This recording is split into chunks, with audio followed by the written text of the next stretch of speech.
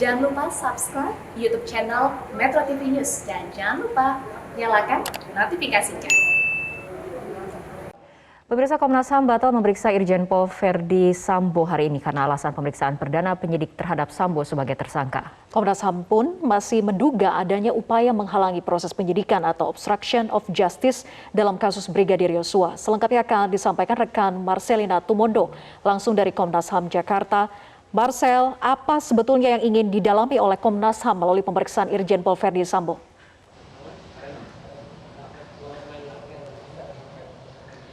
Ya, pernyataan terkini dari pihak Komnas HAM bahwa sampai sejauh ini sudah semakin menduga bahwa adanya upaya menghalang-halangi proses hukum atau obstruction of justice dalam kasus Brigadir Yosua. Sehingga kemungkinan apa yang nantinya akan didalami dari pemeriksaan saksi-saksi lanjutan, kemudian juga dari berbagai pemeriksaan barang bukti adalah untuk berupaya menginvestigasi adanya dugaan upaya menghalangi hukum ini atau obstruction of justice, serta nantinya juga pihak Komnas HAM akan menentukan apakah upaya obstruction of justice ini masuk dalam pelanggaran hak asasi manusia.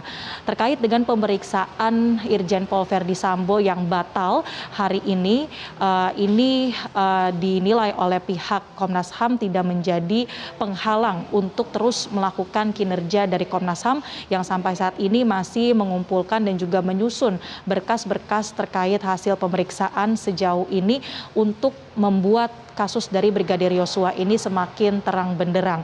Terkait dengan adanya dugaan obstruction of justice, ini juga sebetulnya cukup klop atau cocok begitu dengan bagaimana yang disampaikan dalam konferensi pers oleh Kapolri pada tanggal 9 Agustus lalu yang meminta agar pihak penyidik dari tim khusus bentukan Kapolri juga mendalami adanya upaya pengerusakan barang bukti ataupun adanya upaya untuk mengaburkan cerita atau skenario dari kronologi kasus penembakan Brigadir Yosua ini. Dari pihak Komnas HAM juga kemarin sudah melakukan pemeriksaan atau meminta keterangan dari tim laboratorium forensik Polri yang secara khusus mendalami hasil uji balistik. Beberapa hasilnya ini sudah didapati oleh pihak Komisioner Komnas HAM. Di antaranya adalah Komnas HAM sudah mengetahui jenis senjata yang digunakan dalam kasus penembakan Brigadir Yosua. Kemudian juga sudah dijelaskan kepada Komnas HAM soal residu tembakan, yang mana Komnas HAM ini mendapatkan keterangan soal residu yang berada di TKP atau di rumah dinas Irjen Pol Verdi Sambo, serta residu tembakan yang juga ditemukan di tubuh Brigadir Yosua serta di tubuh Barada Eliezer. Kemudian Komnas HAM juga sudah dijelaskan terkait dengan hasil analisis metalurgi yang dapat menjelaskan terkait dengan komponen logam dan juga peluru yang digunakan di dalam senjata untuk penembakan yang terjadi dalam kasus Brigadir Yosua.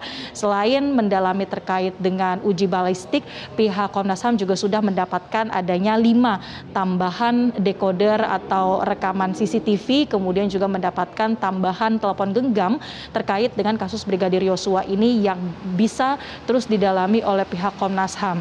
Komnas HAM juga mengatakan bahwa memerlukan pemeriksaan secara keseluruhan soal jejak komunikasi atau jejak digital dalam kasus Brigadir Yosua. Ini menjadi penting karena untuk menjadi pembanding dari keterangan-keterangan para saksi yang sejauh ini sudah diperiksa oleh pihak Komnas HAM. Kembali ke studio. Ya, lalu bagaimana, apakah sudah ada penjadwalan ulang pemeriksaan Verdi Sambo oleh Komnas HAM?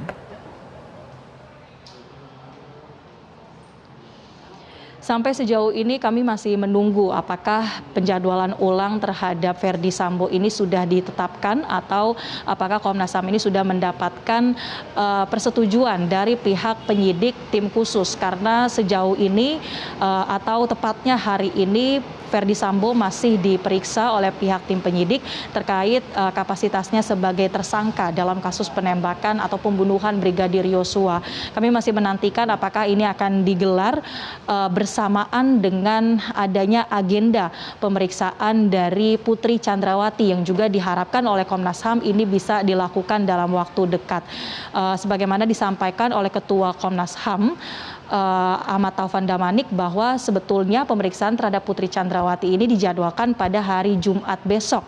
Tapi kalau kita melihat sejauh ini pihak Putri Chandrawati memang kalau kita melihat bagaimana ia seharusnya bisa memberikan pernyataan kepada LPSK, tetapi nampaknya masih terus disampaikan kondisinya masih belum cukup stabil untuk bisa seperti mengikuti asesmen psikologi dalam beberapa hari kemarin, sehingga dari pihak Komnas HAM sendiri mengatakan masih belum mendapatkan kabar pasti apakah bisa memeriksa Putri Chandrawati esok hari, kemudian juga kapan penjadwalan ulang dari pihak Irjen Pol Verdi Sambo atau dari pihak tim khusus penyidik tim khusus.